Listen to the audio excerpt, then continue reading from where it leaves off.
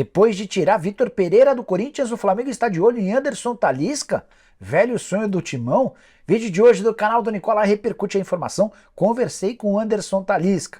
Bora te atualizar também sobre o Santos, que venceu a disputa com o São Paulo, está bem perto de anunciar Steven Mendonça. Bora falar também sobre o Palmeiras e essa história de que Ferreirinha pode ser trocado por 2 jogadores. Te atualizo sobre as últimas do mercado, bastidores, transferências, tem bastante coisa interessante. Tenho certeza que você vai curtir.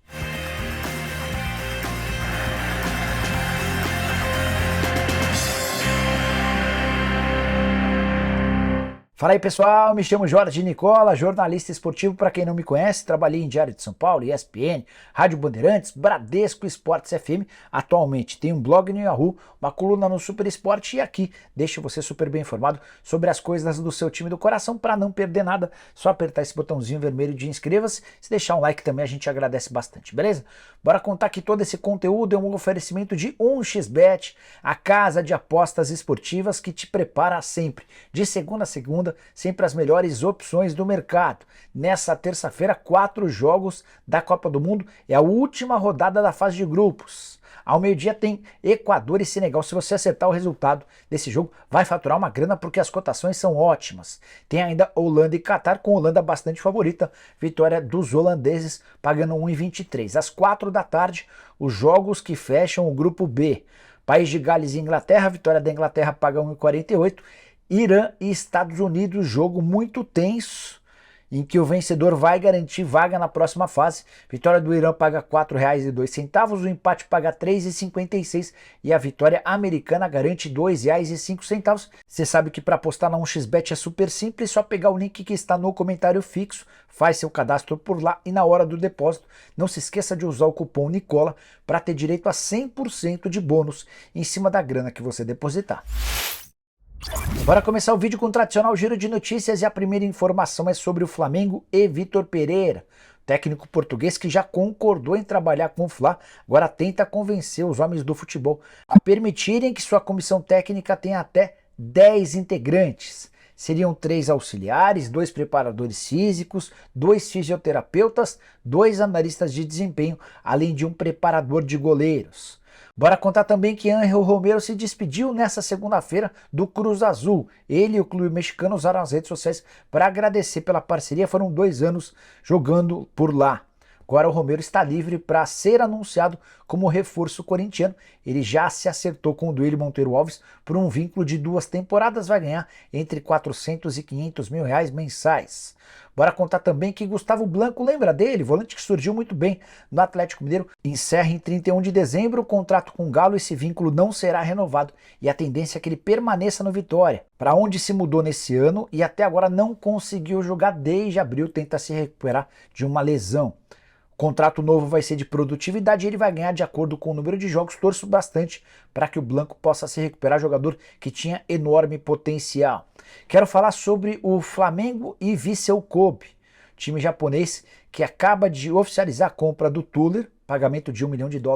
Também fez proposta por Hugo Souza, goleiro que tinha negociações bastante avançadas com o Estoril. O Hugo chegou a se despedir dos companheiros de Flamengo, afirmando que estava de mudança para o futebol português. Agora precisa ver se o Vissel Kobe não aparece com uma oferta maior. E a saideira do giro de notícias contar que o Ceará decidiu comprar o zagueiro Davi Ricardo, que foi titular nas rodadas finais do Campeonato Brasileiro, atleta que chegou por empréstimo junto ao Fluminense do Piauí. O Ceará vai desembolsar R$ 400 mil e vai passar a ter 50% dos direitos econômicos do defensor. Bora falar sobre o Corinthians, mais especificamente sobre Vitor Cantillo, volante colombiano que está à venda. E a novidade é que o Júnior Barranquilla, de onde o Cantillo veio, procurou o Timão demonstrando interesse em repatriá-lo. O grande problema é a questão financeira. O Corinthians quer 3,5 milhões ou mais ou menos 19 milhões de reais para oficializar o retorno do atleta ao futebol colombiano. Só para lembrar que o Corinthians havia o comprado por 3 milhões de dólares, valor que equivaleu a 70% dos direitos econômicos. O Júnior fez maior dificuldade para vender o jogador, desconfiando que o Corinthians não pagaria, exigindo as compensações financeiras, ameaçando ir à FIFA, enfim. Acho que o Corinthians puder fazer para dar uma complicada na vida do Júnior Barranquilla pode acabar se tornando uma vingança saborosa. Só não pode exagerar nas pedidas porque o Cantillo está completamente escanteado nos planos do Corinthians, já era assim com o Vitor Pereira, será assim também com o Fernando Lázaro. E o Timão precisa da grana do Cantillo e da vaga de estrangeiro dele. O Corinthians hoje tem 5 gringos no elenco. Se o Cantillo for negociado, o Corinthians passa a ter mais uma vaga para gringos. De todos os titulares do Flamengo, o único que ainda não tem seu futuro garantido na próxima temporada é Davi Luiz. E a demora na renovação do contrato tem uma explicação. Na semana passada, o próprio Davi chegou a se reunir com Marcos Braz e Bruno Spindel em um hotel em São Paulo. Nesse mesmo hotel também estava o empresário do Dorival, Edson Codor, que na oportunidade ainda tinha esperança da renovação do contrato. O Davi tem deixado bem claro que gostaria de continuar no Flamengo, aceita as condições impostas pelo rubro-negro, mas antes de tomar sua decisão a respeito da prorrogação do vínculo, gostaria de saber quem seria o treinador. Ele acha que esse processo é extremamente importante, não só para ele, mas para a construção de um Flamengo vencedor em 2023. O Davi Luiz, nas redes sociais, demonstrou tristeza com a saída do Dorival Júnior. Chegou a mandar uma mensagem agradecendo ao professor, o elogiando, dizendo que ele teve bastante importância na conquista dos títulos da Libertadores e da Copa do Brasil. Não tenho ainda um feedback em relação ao que pensa o Davi Luiz sobre o Vitor Pereira, que já é o novo técnico do Flamengo. O anúncio deve acontecer, inclusive, muito em breve. Mas a partir de agora, sabendo que o VP é o novo comandante, o Davi vai se sentar com os dirigentes rubro-negros para se acertar por um vínculo de no mínimo uma temporada. Davi que terminou a temporada em alta jogando muita bola. Bora comentar agora essa história de que o Flamengo, depois de tirar Vitor Pereira do Corinthians, prepara um outro ataque contra o Timão. Um dos antigos sonhos da diretoria do Corinthians é contratar Anderson Talisca.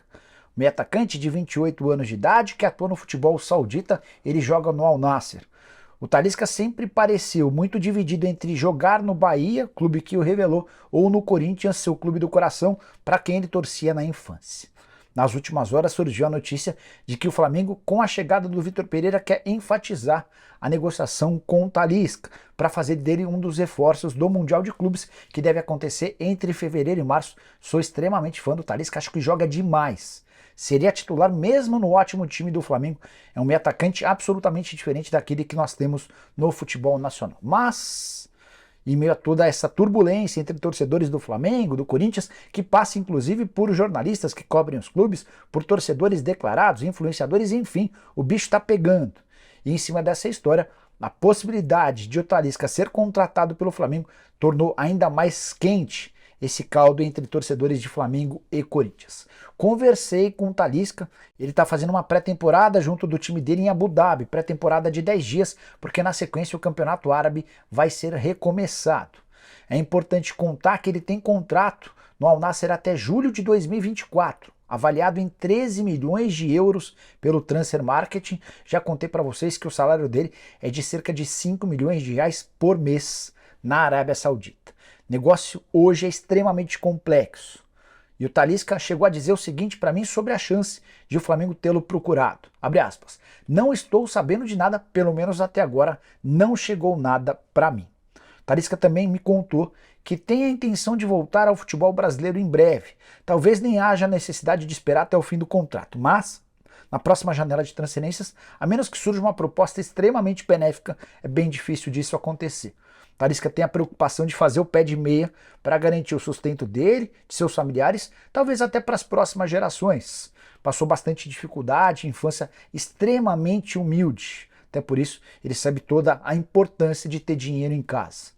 Se não rolar para o Flamengo agora, numa janela de julho, ou quem sabe no fim de 23 para 24, aí sim, Bahia, Corinthians e o próprio Flamengo vão duelar pela contratação de alguém que tem potencial para se tornar jogador referência no futebol nacional.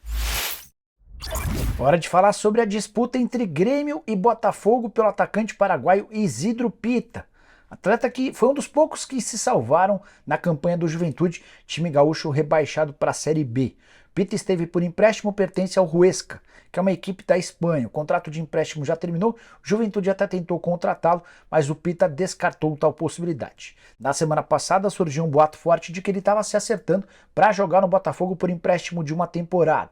Conversei com o André Mazuco, que é o executivo do Fogão, e ele afirmou que foi só uma sondagem.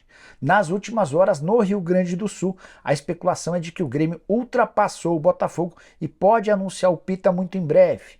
A proposta feita pelo Grêmio ao Huesca pelo empréstimo de uma temporada é de R$1 milhão e a opção de compra estabelecida em mais ou menos R$5 milhões, que dariam ao tricolor gaúcho o direito de 50% do valor de uma venda futura.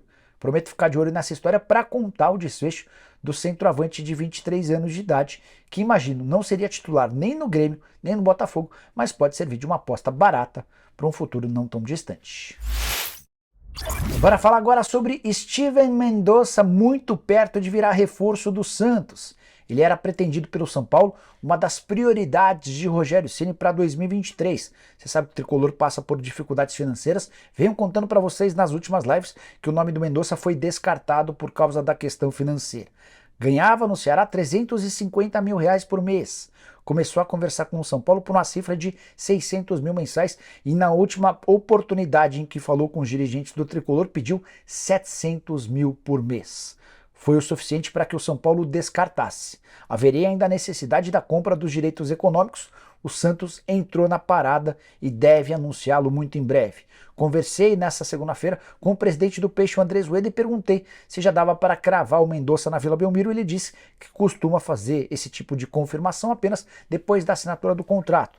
Mas esse é um dos poucos detalhes que ainda separam o Mendonça de virar jogador do Santos.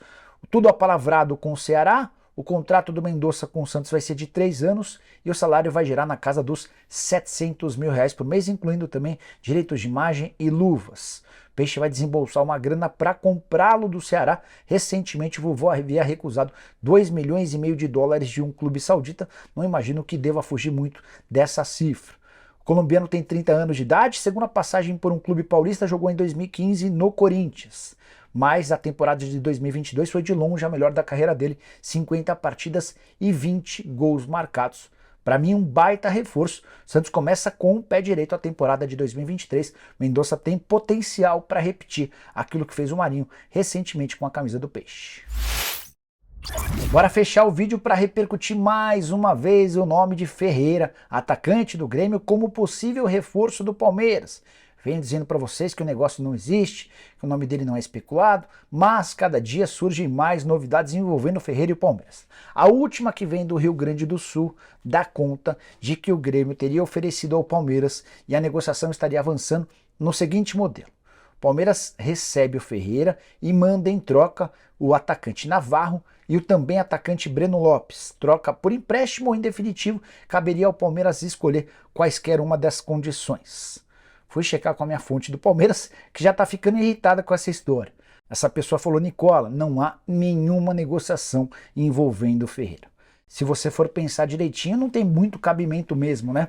O Navarro é só a quarta opção para centroavante do Palmeiras, enquanto o Breno Lopes é reserva do reserva. Ferreira fez um ano horroroso no ano de 2022, muitas contusões, mas segue sendo o jogador mais valorizado do elenco do Grêmio. O Grêmio chegou a pedir 2 milhões de euros para negociá-lo algumas semanas atrás. Qual seria a lógica de trocá-lo por 2 jogadores em baixa e desvalorizados no Palmeiras? Nenhuma lógica, né? Também consultei o empresário do Ferreira, o Pablo, que está morando na França, deve voltar ao Brasil nos próximos dias para passar as festas de fim de ano no Rio Grande do Sul. Também assegurou que não existe nenhum movimento nesse sentido. A ideia do Grêmio e do Ferreira é ficar no clube, se valorizar, jogar bem, recuperar a condição de titular, para quando deixar o tricolor gaúcho se mudar para o futebol europeu. Bom, pessoal, eram essas as informações que eu queria dividir com vocês. Quem curtiu o vídeo deixa like, se inscreve no canal. A gente volta à tarde com mais notícias. Tem programa do Nicola a partir das 7h30 da noite. Abraço, tchau!